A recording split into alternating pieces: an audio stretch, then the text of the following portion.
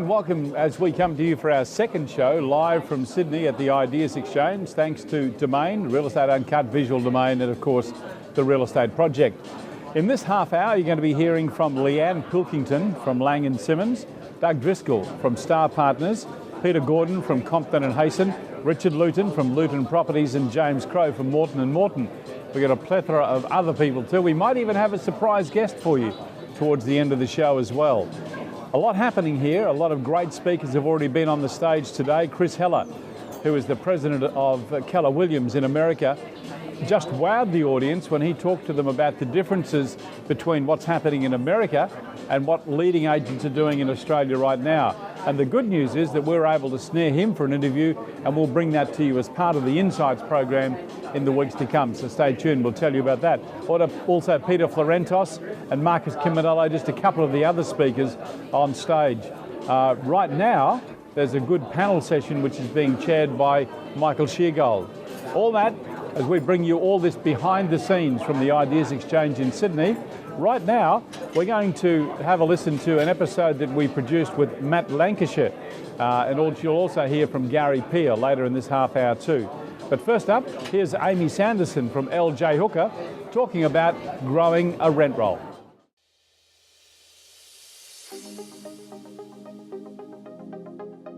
Growth in a rent roll can come in a couple of different ways, through acquisition and through organic growth. What do you think's best? I love both opportunities. For me, it's really about what is there at the time. So if there is a rent roll available for me to acquire and I can get it at the right price and I've got the money to do it, I'm all over it. In terms of organic growth, I have control over that because that's about me going out there looking for business and finding those deals and relationships that are going to work for us at that point in time. Shouldn't you expect some kind of organic growth in every rent roll? The problem that most offices suffer is that they have a lot of business that walks in the door, but that just covers the business that goes out the door through, natural attrition. So properties being sold, owners moving back in, so they don't see any growth. And that's why I do believe, acquisition. Because even if I look at a BDM coming on board to go out there and go and get new clients, it's still slow.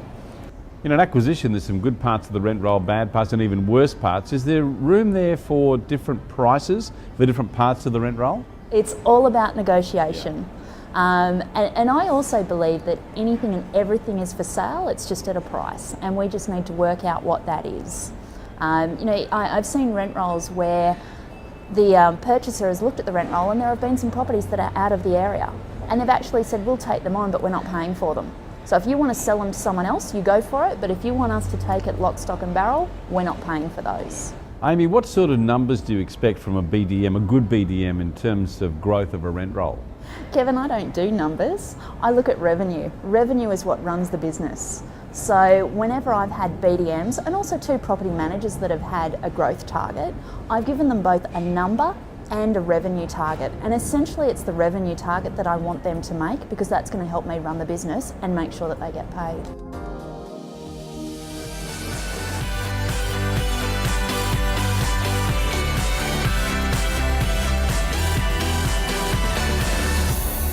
Amy Sanderson that time from LJ Hooker, and talking to us about growing a rent roll. My next guest is Leanne Pilkington, who is the General Manager of Laing and Simmons Corporation, 25 years plus in the industry, and responsible for developing businesses as well as individual agents. Leanne, welcome to the show and thanks for your time. Thanks for having me. Enjoying the conference so far? Absolutely, it's been fantastic. There's some wonderful speakers, haven't there? Yeah, there really has. It's been great.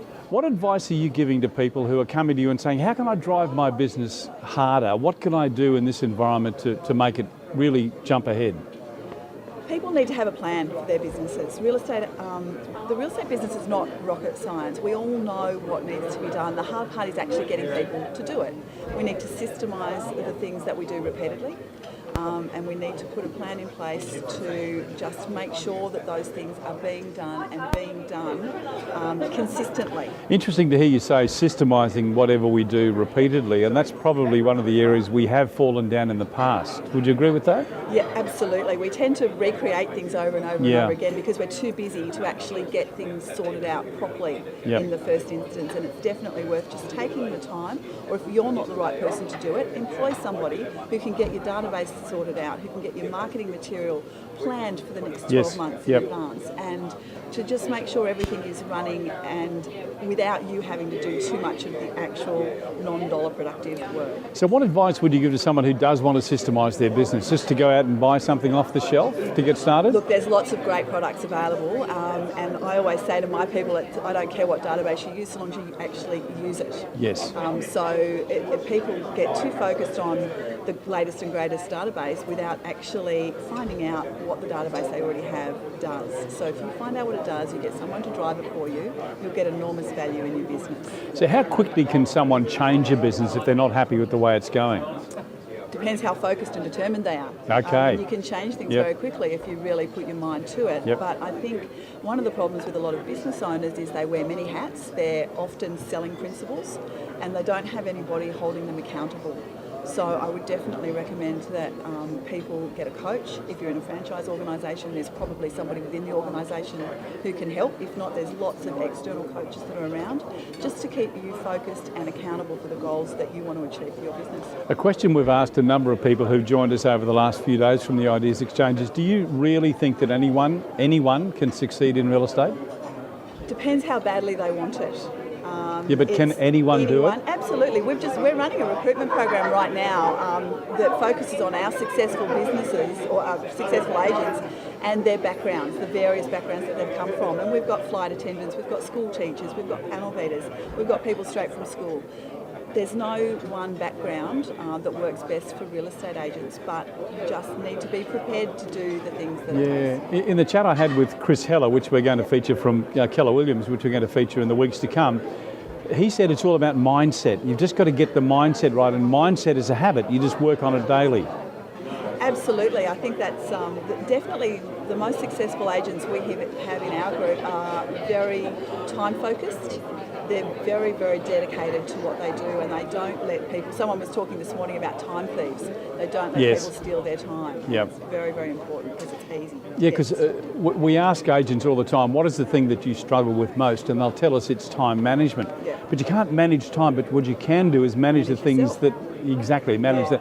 And also manage or get rid of a lot of those time thieves. And that goes back to also the systemisation of the things that you have to do repeatedly. Yeah. It's a really key part of giving yourself more time. Yeah, wonderful. Leanne, all the best. Thank you for joining us. Absolute pleasure. Thanks for having me. Good. My guest has been Leanne Pilkington, who is the General Manager of Laing and Simmons. We're coming to you live from the Ideas Exchange with the compliments of Domain, Visual Domain, Real Estate Uncut and the Real Estate Project. Coming up next, Doug Driscoll from Starr Partners, all about what you need to focus on. See the biggest lineup of successful real estate professionals, coaches and mentors ever assembled with Domain's Insight to Success. As a licensed estate agent with over 25 years of industry experience, Kevin knows exactly what questions to ask to uncover the secrets to success. Everything you need to know to join the ranks of successful operators. All yours, free, every week.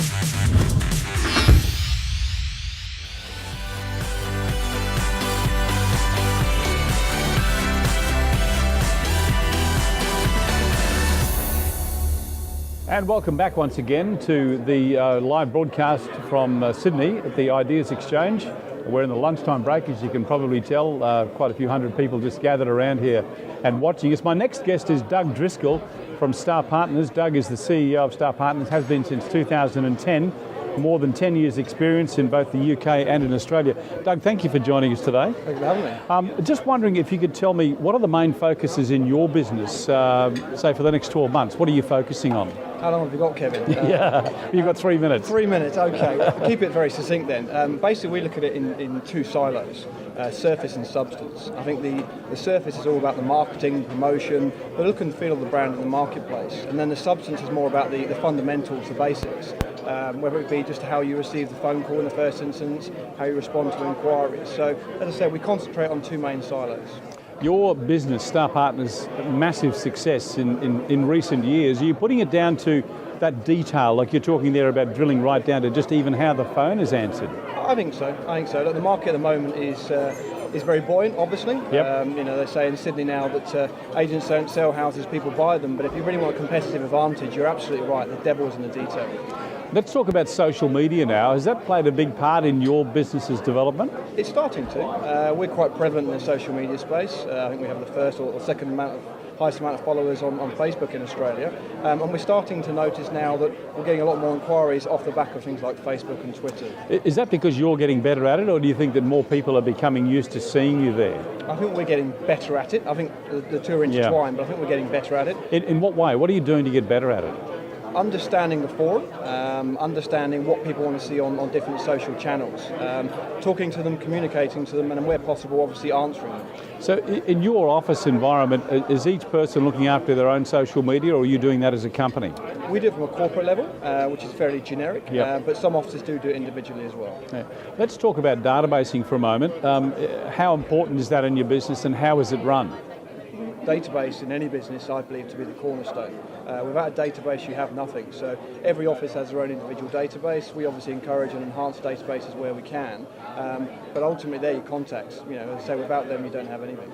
Okay, so how is it actually run? Is it centralised, or does each person have their own system? Each office would have their own database individually, and then obviously it's up to the individual office as to how they run their own databases. And is that cross-pollination between the offices, or is it actually? There's a small element of Sectionalised. cross-pollination, but actually what we're now trying to do is combine and enforce the sales and the property management databases. So, as I said, the offices operate in joined-up writing. So is your social media and your databasing systems, are they integrated? They're not at this moment in time, but watch this space. Okay, so it's about to happen? It is about to Do happen. you think that's the next big move in real estate, to bring those two platforms together? Absolutely. When we're talking about database, we're talking about people. And we want to be able to profile those people, find out who they are, what they do, where they do it. So I think social media is an obvious next step, if you like. And how far away are you from doing that? By the probably end of this calendar year. Yeah, and will that be run out of the one system? Are you building a new system, or just integrating the two? We're building a new system, yeah. Wonderful. Doug, I want to thank you for being with us. It's been great talking to you. Congratulations on the great work you're doing with Starr Partners too, and it's been a pleasure to have you in the program. Appreciate it, thank you. Thank you. My guest has been Doug Driscoll from Starr Partners. Coming up next, Peter Gordon from Codben and Hayson, talking all about relationships. As we come to you live from Sydney at the Ideas Exchange with the compliments of Domain, of course Visual Domain, and the Real Estate Project and Real Estate Uncut. We'll be back in just a moment. Welcome to Real Estate Uncut, the free daily podcast for real estate professionals, featuring top-performing agents, mentors, coaches, and great leaders, hosted by Australia's leading independent property commentator, Kevin Turner. You can listen on your laptop or on the go with any mobile device or through iTunes. Sign up at the website, it's free, and discover how Real Estate Uncut can improve your success today.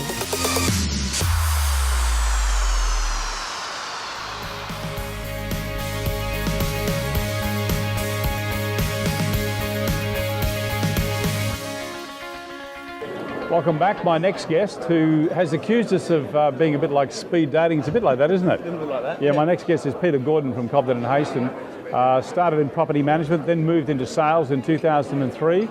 Over 75 personal sales just last financial year alone. Has an auction clearance rate of 94%. Fantastic. And average days on market of 25 days. In that, Peter, you've got to be building some great relationships with buyers and sellers. What are you doing to do that? Look, I think it's probably just recognising that for the majority of these people, either buyers or sellers, particularly in my marketplace, they're really onto their first purchase or their first sale. So it's about just making sure you're really clear in your communication. You keep things very simple. You let them know what to expect at every point of the campaign. So from the point of the listing presentation right through to you exchanging contracts, you're telling them exactly what to expect. So this is what we do around presenting your home for market. This is my recommendation around marketing. This is what to expect from the first open home. And you're sort of preempting all of the things that are going to happen throughout their campaign. You might say, look, we've got terrific interest, it's week one. What we're going to tell buyers is that we're going to get through this second week and perhaps we'll consider offers next week. So you're preempting with buyers that you're going to be potentially open to considering offers in a week's time. You're letting the vendors know that that's also on the agenda, so they're sort of in that headspace to maybe think about an offer, and then obviously you can make it happen the next week. The thing that strikes me about what you've just said, Peter, is that you actually keep a lot of control over the conversation, what you're telling buyers and what you're telling sellers. Just go back to the when you first take a listing on, is there an agenda to how you step them through what they can expect is going to happen in the next 3 or 4 weeks? Look, I really, rather than and have a big agenda where you're just going to say, look, all these and overwhelm people, I try and sort of break it down to those certain points throughout the campaign where you've got, talking about this is what's going to happen at the first open home, this is what we're going to do when there's an offer, this is what's going to happen post that. So you try and keep it manageable for them. Yep. Well, it's been great talking to you. Your speed date is over. That was nice and quick, wasn't it? Absolutely, that's good. Peter Gordon, that time from Codben and Hayson. We're going to be back in just a moment. Richard Luton from Luton Properties talking about people and teams. We come to you live from Sydney at the Ideas Exchange. See the biggest lineup of successful real estate professionals, coaches and mentors ever assembled with Domain's Insight to Success. Join Kevin Turner. In each episode, he goes one-on-one with some of Australia's top performers in the biggest video series produced exclusively for the real estate industry. Kevin's experience perspective unveils powerful insights to help you understand how people are succeeding in the current marketplace. All yours, free every week.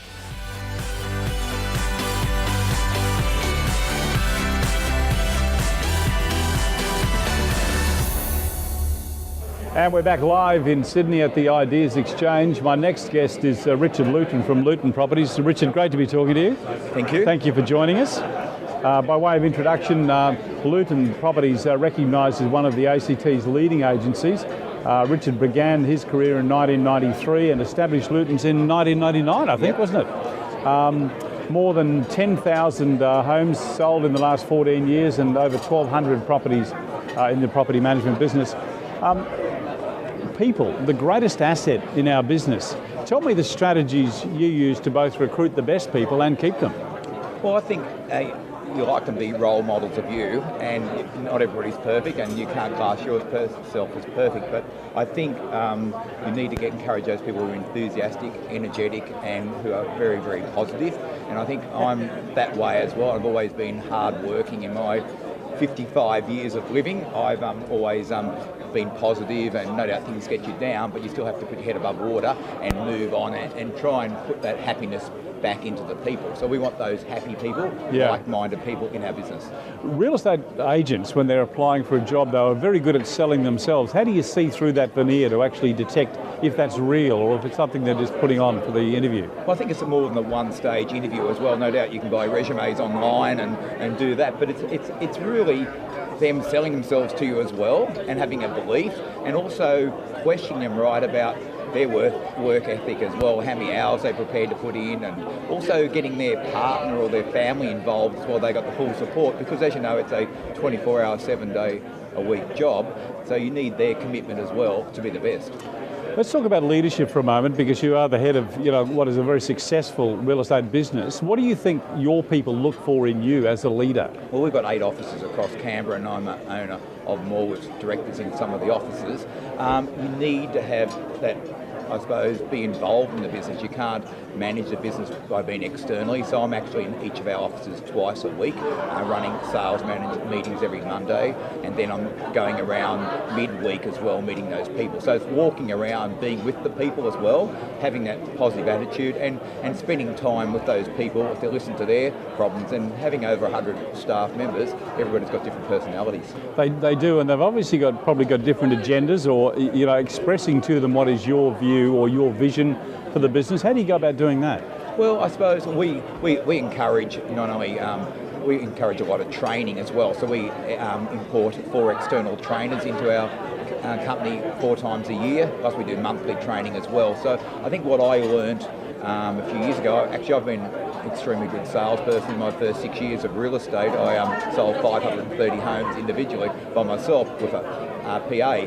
But I can sell houses, but I probably can't do the mathematics as well. I can't do the HR as well and things like that. So I've now just put on professionals in that side, like sales managers, HR, accountants, experts, etc., etc. Yeah. Richard, we're out of time. Thank you very much for joining us. I know you want to get back because there's a lot happening here today. It's a fantastic seminar, isn't it? Oh, it is. Well, that's what we're all here for as well, because you can never learn enough to be the best. Wonderful. Thank you very much for joining us. Our guest this time has been Richard Luton from Luton Properties. Stay with us. Matt Lancashire is going to join us now. And straight after that, I'll be back live with James Crow from Morton & Morton talking about personal marketing. We're coming to you live from Sydney at the Ideas Exchange.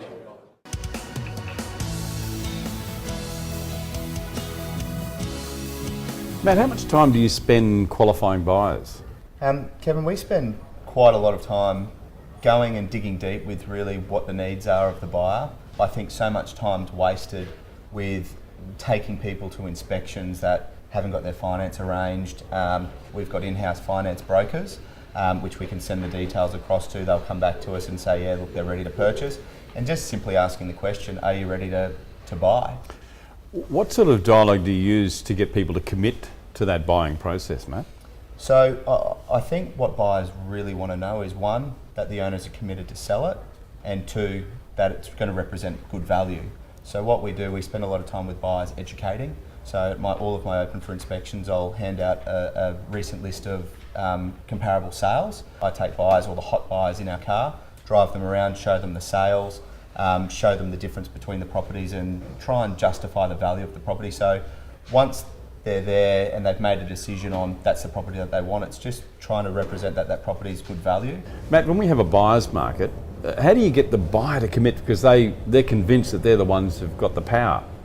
I think at the end of the day, if there's 50 properties on the market and only 5 or 6 buyers in there, realistically it's going to be the value that it comes down to. Yeah. So it's promoting that it represents really good value, and I think persistence. Our job as agents is to sell, and to sell that property and exhaust every single opportunity we can in relation to whatever the objections are with the property, and to overcome them. So I think overcoming every objection that they have and presenting that it represents good value, I think that's the only way to do it.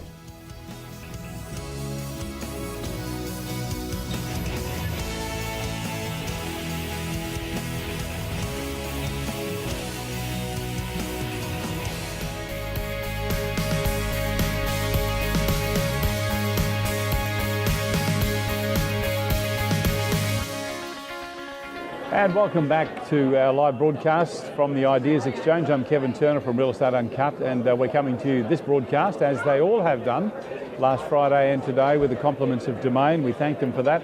Also Visual Domain and the Real Estate Project. My next guest is James Crowe from Morton & Morton, 20 years in the industry, now an Associate Director and Team Leader at Piermont, ranked in the top 100 agents in the country. James, congratulations and thanks for being with us. My pleasure. I want to talk to you about marketing yourself. How should an agent go about doing that? Well, in my marketplace, I guess there's some conventional things that I do that probably every agent does, which will be your print marketing, which will be your just listed, your just sold, basically results flyers. Nothing's changed, has it? Nothing's changed there.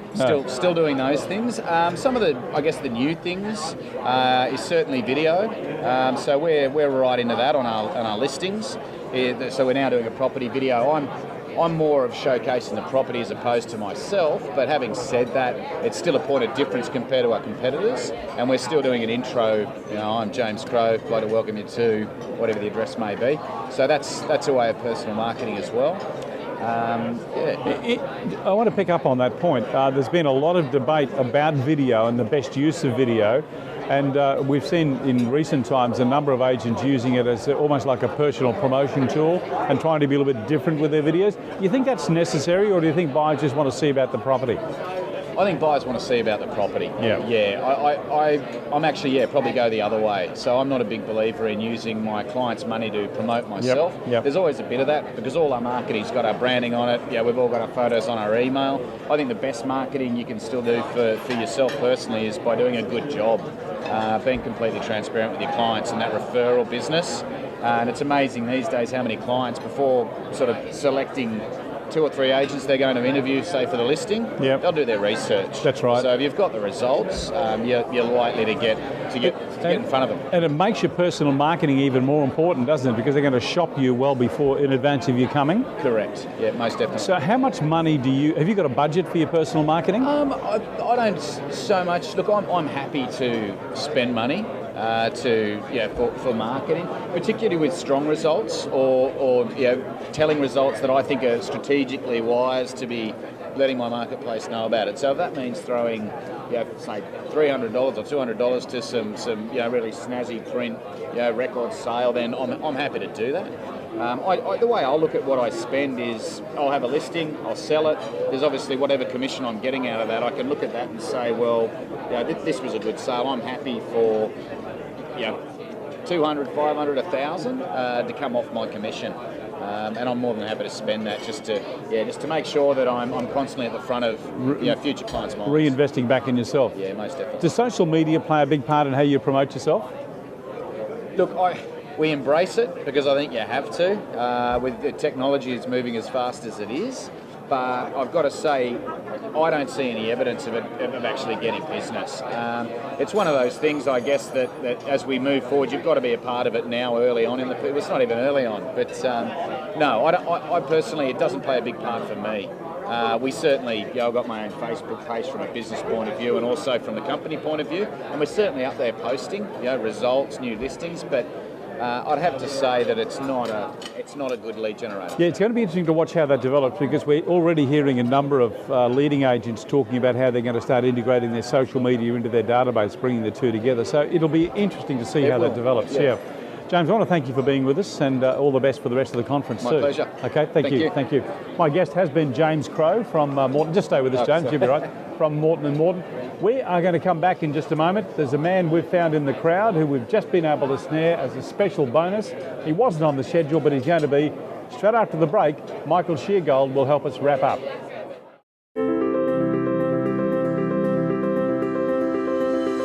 Capture the hearts and minds of an unlimited audience with online video. It's the ultimate open for inspection.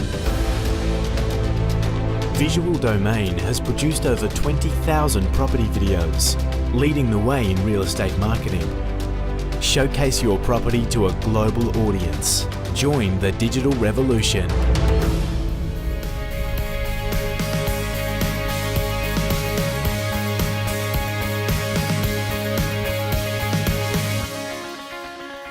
And welcome back. As I said to you, Michael Sheargold is a man we've just dragged. In fact, we took your food away from you. I'm really sorry about that, Michael, but great to see you here. You were just chairing the panel discussion that was on stage. What were the issues coming out of that? What did you pick up? Well, importantly, Kevin, this is the principal panel. So this is the leaders' side of things. And I think what was very interesting is that each of the four businesses that were up there operate their business quite differently, yet they all saw the importance of culture, making sure you've got the right people in the team, and look, if someone doesn't fit, then the right thing to do is to free up their future and focus on the people that are really committed to making a difference. That culture has to come from the top, doesn't it? I mean, the leader has to set that down and define it quite clearly. Absolutely.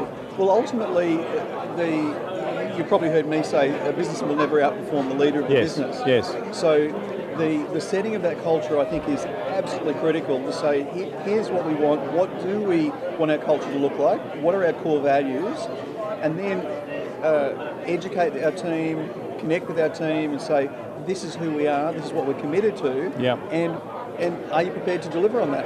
Yeah. And importantly, make the environment fun. No one wants to go to a boring workplace, so what are we doing to create a great culture, support people achieving their goals? One thing that James Connell said that was just brilliant is that everyone that comes to work at Marshall White is a volunteer. And what a brilliant way of looking at it. Wow. So he basically says everyone turns up in the morning, they're volunteering to be part of Marshall White. Why? Because they can certainly go somewhere else and certainly achieve similar results somewhere else. So they're volunteering to be part of this team. Great way to look at it, isn't it? Absolutely. We wanted to squeeze you into the program and we are out of time. Any events coming up that you want to tell us about? Well, the Business of Real Estate is a 2-day leadership program coming up in September, on the 1st and 2nd of September in Noosa. And I think any leader, any principal, or anyone committed to running a brilliant business, it is just an outstanding 2 days conference to really transform the way that leaders think about their business. So it's a leadership, okay. Absolutely. Leadership, working on the business, how to recruit, how to retain, how to build a brilliant brand, and how to actually know the numbers of your business to make sure that at the end of the day, it's not just about turnover, it's also what have you got left over. Yeah, it sounds like a fabulous couple of days and I think very well needed too. How can we get a bit more detail about that? Putting you on the spot? I think... Maybe through Real Estate Uncut. Through Real Estate Uncut will be the place to go. Excellent, okay, That's wonderful. Michael, thank you very much for being with us. I know we dragged you out. Just stay with us, we're about to wrap up. Yes. So So there you go. That was a real big bonus for you, Michael Sheargold. And we'll tell you about that seminar coming up. You said in September? September the 1st and 2nd. 1st and 2nd of September, and that's going to be at Noosa. There you go. You heard it right here, and we'll keep you in touch with where that is. We're going to come back after a very quick ad break, and I want to wrap up as we come to you live from Sydney. See the biggest lineup of successful real estate professionals, coaches and mentors ever assembled with Domain's Insight to Success. As a licensed estate agent with over 25 years of industry experience, Kevin knows exactly what questions to ask to uncover the secrets to success. Everything you need to know to join the ranks of successful operators. All yours, free, every week.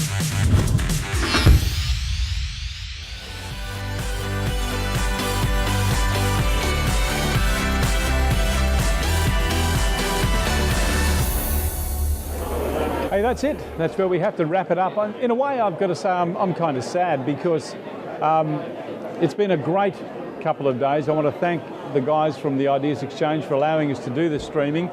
It's not the first time we've done it, but it's certainly the most successful that we've done. And I've got to thank Bernice and her team from Visual Domain for doing that. Tom's behind the camera and Scott's there, been looking after us as well. And it's been a fabulous couple of days, last Friday and again today. We're going to go out with an episode from Gary Peer about how to get VPA. I just want to thank our sponsors before we wrap up, from Visual Domain, Dominate with Domain, Real Estate Uncut, and of course the Real Estate Project. I want to thank our guests from today's broadcast, Darren Saunderson, Jeremy Dresmier, Amy Sanderson, Leanne Pilkington, Doug Driscoll, Peter Gordon, Richard Luton, Matt Lancashire, James Crow, and of course Michael Sheargold.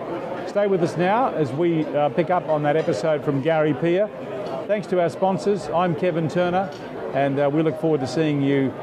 Stand by. We'll have some more news for you on when our next live stream is coming. Until then, have a good day.